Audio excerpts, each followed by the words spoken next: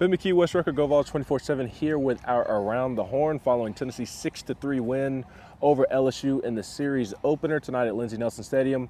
The score was 6-3. Tennessee scores 2 in the ninth, as I mentioned, but the score was not as close, or the game was not as close as the score may indicate.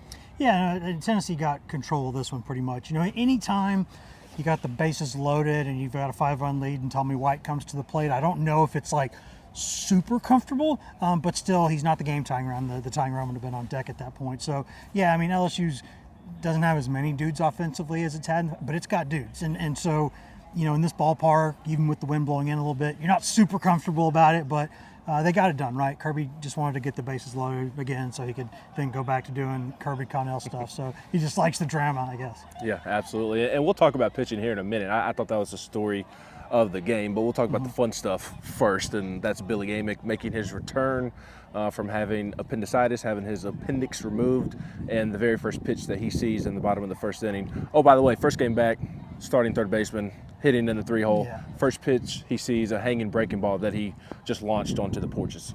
I think, not to again oversimplify this, but Billy Amick's personality kind of lends itself to that, right? Because when you talk to him about like the science of hitting and all these other things, He's like, that's what I do. I don't really know. It's like, why'd you hit this pitch well, not that? And he's like, I don't know. I just kind of go up there and see the ball and I hit. Like, he's so old school in that way.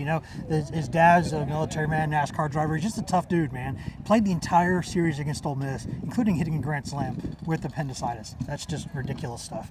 And he just kind of gets right back into it. And it's just, he's one of those dudes, right? He's just different.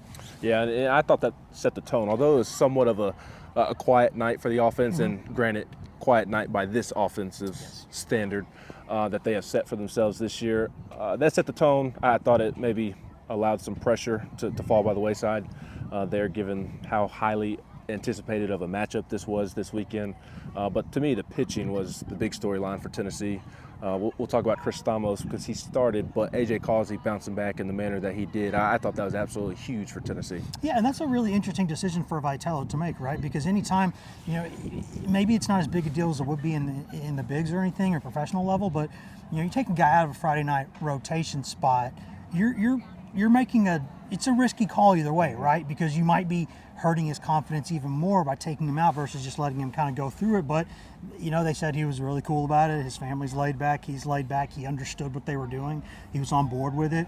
And it worked, right? And it's not like he got to come into a comfortable situation. He entered with the bases loaded, facing Tommy Tanks. So, I mean, that's pretty big stuff, right? And he just went out there and did his job. I mean, White got the hit there and got him on the board, but it wasn't like he, hit the ball 450 feet or anything. He just got a single, and Causey was just really good. He stopped throwing that two-seamer that backs over to the middle of the plate. He took that one out of the arsenal, and man, he was really good. The breaking ball, he was throwing it sharp, the movement on it, everything he was throwing was moving so much that either LSU or the umpires thought he might be having too much moisture on the ball. That was kind of fun, but yeah, I mean, it's big for Tennessee in so many ways that he did what he did. Yeah, because whether he's starting or whether he's coming out of the bullpen, Tennessee needs him to pitch the way that he pitched tonight. Had the slider working, to your point.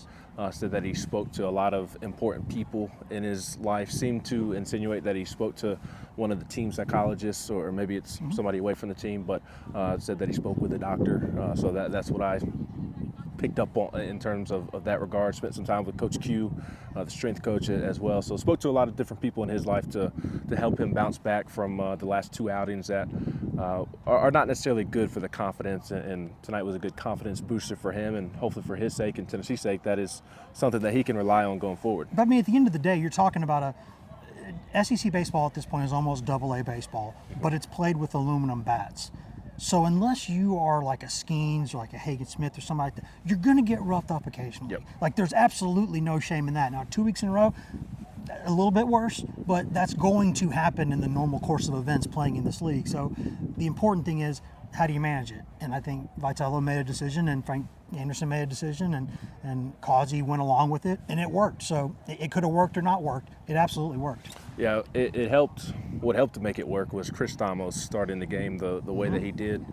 2 fairly quick innings to start the game, scoreless innings to start the game, and did run into a little bit of trouble in the third when Causey had to come bail him out, but Stamos looked really good as well. Yeah, and even in that inning, he should have been out of that inning, but Dylan Dreiling, who's been really good in left field this season, just lost the ball in the lights, and Inslee did what he did and patrolled a lot of ground, and he damn near got to the ball, but about that close. But that he should have been out of that inning. Like, he'd gotten his outs basically. Yep. And so, but yeah, anytime you face an offense like LSU, even if it's not exactly what it has been, there's still a lot of big talent in that lineup. You go basically 3 innings, allow 1 run that shouldn't have been allowed. It's a good night at the office. And Tennessee's doing that old Tampa Bay Rays opener thing now, having a guy go out there, because it leverages to where you're getting your starting pitchers maybe more significant innings later in the game. So it's a different way of doing it, and old school baseball people may be affronted by it, but it's a new way of thinking, and some people do it and it works. Yep. Tomorrow they'll be back to the old school way of doing things, with Drew Beam on the mound, looking to give Tennessee a big series win. Luke Coleman, one of the best pitchers in the SEC, will be on the mound for LSU, and what will be a terrific pitching matchup, and we'll have plenty of coverage of it all at GoVols247.com. He's Wes Rucker. I'm Ben McKee.